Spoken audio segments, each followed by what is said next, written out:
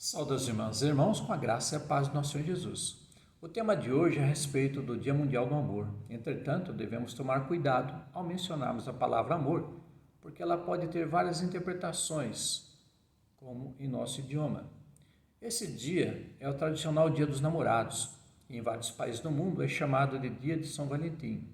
E nele se comemora a união amorosa entre casais e namorados, com o tradicional ato de se dar uma caixa de bombons e presentes sinalizados com o coração. Porém, outros tipos de presentes também são trocados entre os casais e namorados. De fato, o dia 14 de fevereiro é a data em que muitos países fazem essa comemoração, inclusive Portugal e Angola. No mundo de tradição inglesa, a data é conhecida como Valentine's Day, Dia do Valentino. Já no Brasil, a data foi passada para 12 de junho, véspera de Santo Antônio de Lisboa, conhecido como Santo Casamenteiro. Mas, no fim das contas, se tornou uma data de faturamento para o comércio, sendo que todos os dias e meses são momentos que podem presentear alguém. Mas, qual foi a origem dessa data? Em primeiro momento, havia um antigo festival romano chamado de Lupercalia, que era realizado no dia 14 de fevereiro para celebrar a fertilidade e assim homenageava a deusa Juno, deusa protetora da mulher e do casamento, e ao deus Pan, deus da natureza.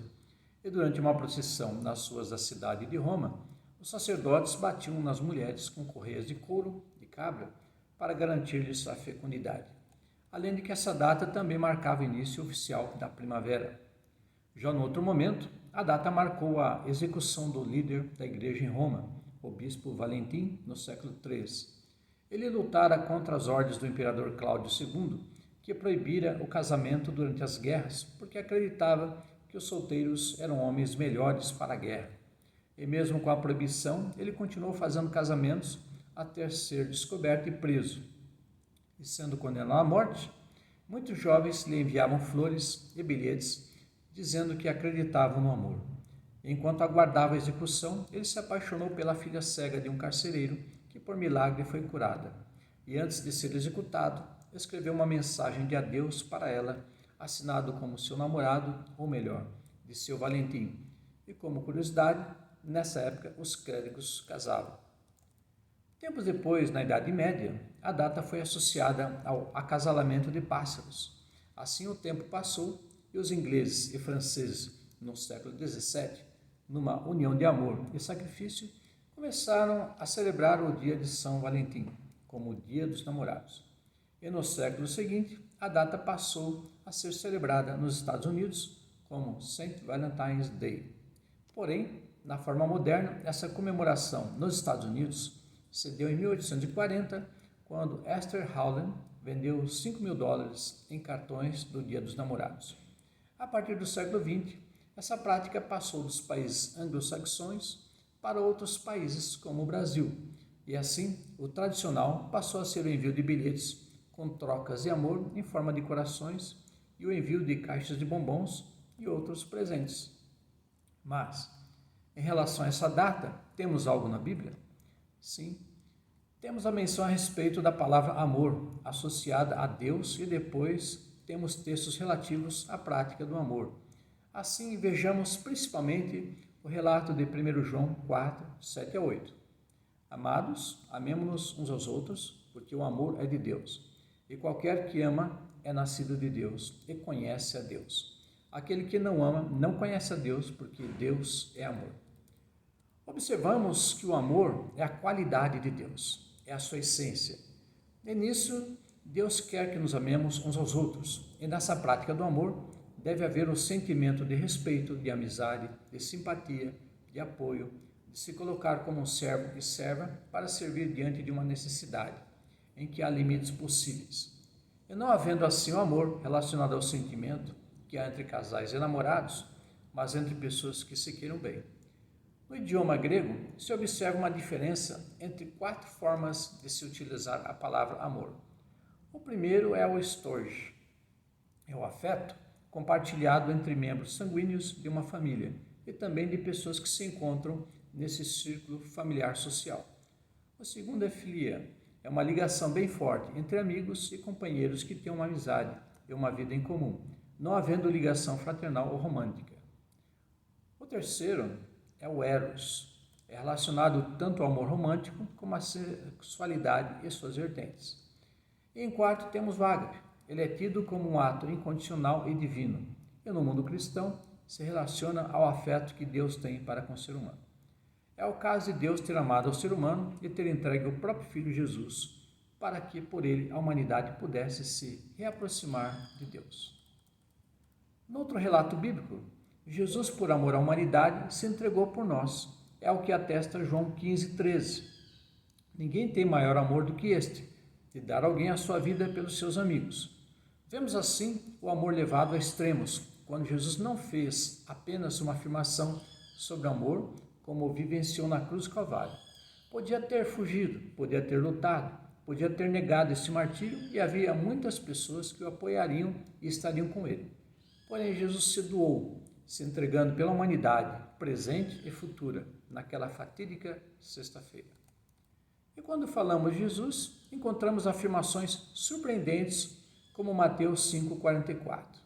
Eu, porém, vos digo, amai vossos inimigos, bendizer que vos maldizem, fazei bem aos que vos odeiam, e orai pelos que vos maltratam e vos perseguem, para que sejais filhos do vosso Pai, que está nos céus. Logo no início, Jesus pede a seus discípulos, do qual fazemos parte, de que precisamos amar até mesmo nossos inimigos, pessoas de carne e osso, não os espirituais. Claro que é um ato difícil, porém lembremos que Deus poderia ter enviado um grande exército celeste e ter liberto Jesus da cruz e podia ter incinerado todos eles, mas não fez. E amar nossos inimigos hoje tem a ver deixar que Deus haja, porque a vingança, o ódio e a violência só gera mais violência. Mesmo com tantas injustiças que são praticadas e sendo denunciadas em todos os veículos de comunicação. De fato, a corrupção está destruindo a humanidade da qual fazemos parte. Em certa ocasião, alguém perguntou a Jesus sobre qual era o grande mandamento. E Jesus resumiu todos os mandamentos em 2 apenas, conforme Mateus 22, 37 ao 39 relata. E Jesus disse-lhe, amarás o Senhor teu Deus de todo o teu coração e de toda a tua alma e de todo o teu pensamento. Este é o primeiro e grande mandamento. E o segundo semelhante a este é, amarás o teu próximo como a ti mesmo. Observemos agora que Jesus menciona que quem pratica o amor deve primeiro amar a Deus e também amar o próximo. Ou os dois são nenhum. Essa é a verdade. De fato, as pessoas que quebram um dos dois não amam e não sabem o que é o amor. E só usam o termo para se referir à sexualidade ou paixão para com alguém. E é no ato de amar que se encontra o respeito para com as pessoas, bens públicos e privados, e toda a criação. Também não há espaço para violências, agressões e ameaças. A corrupção também não encontra espaço em quem pratica o amor. Nisso, em todas as ações humanas que já foram observadas pelos meios de comunicação, envolvendo uma pessoa para com outra ou outras, em que não houve amor, houve uma degeneração e distorção, trazendo graves consequências, como agressões e coisas piores. Creio que seja interessante mostrar o exemplo de uma pessoa que sabia muito bem o valor da palavra amor. José, sendo homem e tendo temor a Deus, não usou da sua posição para atrair a seu senhor, o eunuco, comandante do exército de Faraó, e principalmente a Deus. Vejamos Gênesis 39, versículos 7 a 9. E aconteceu depois destas coisas que a mulher do seu senhor pôs os seus olhos em José e disse, deita-te comigo. Porém ele recusou e disse à mulher do seu senhor, eis que o meu senhor não sabe do que há em casa comigo.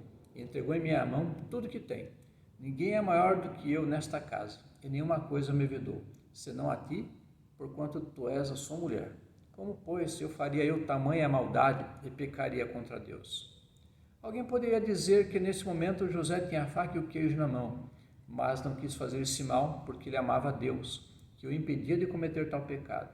Amava o seu senhor de forma que não o trairia, e também a mulher dele por respeitá-la, mesmo que ela tivesse se tornado uma mulher repreensível por não respeitar o marido e nem a ele com sua proposta. De fato, José foi uma pessoa tão justa e fiel a Deus que Faraó lhe deu uma única mulher, como menciona Gênesis 41, 45. E Faraó chamou a José de Zafenate Paneia e deu-lhe por mulher a Asenate, filha de Potífera, sacerdote de On. E saiu José por toda a terra do Egito. Ele poderia ter aproveitado de sua posição como segundo e ter tido para si um harém, e não o fez por respeitar a Deus, a Faraó e a sua mulher. E só teve 2 filhos com sua mulher, nenhum mais. Isso demonstra o ato de amor que ele teve para com Deus, para com terceiros e para consigo mesmo. Assim, observamos uma profundidade em relação ao tema amor. E é triste observar que hoje, quando a palavra amor é mencionada, só se pensa em sexualidade entre pessoas que, em alguns casos, nem se amam. E nisso, João 3,6 expressa o verdadeiro significado da palavra amor e que tem sido deturpada e distorcida, e feito dele um exemplo de corrupção humana. Vejamos. Porque Deus amou o mundo de tal maneira que deu seu Filho unigênito para que todo aquele que nele crê não pereça, mas tenha a vida eterna. Assim, irmãos e irmãs, nos coloquemos em oração e procuremos amar as pessoas sem segundas intenções, assim como Deus amou primeiro e nos tem ensinado a amar verdadeiramente ao nosso próximo. Assim, oremos. Senhor Deus, temos aprendido da Tua palavra a cada momento, principalmente sobre o ato do amor. Assim, Senhor Deus, nós te amamos e amamos o nosso próximo. E quando é difícil, nós pedimos a atuação, a tua intervenção. Fica conosco, Senhor Deus, para que o amor continue a ser semeado em todo o mundo através da tua palavra. É o que nós pedimos e te agradecemos no nome de Jesus. Amém. Que Deus abençoe minhas irmãs, meus irmãos, e esse vídeo seja edificante para todos nós. Amém.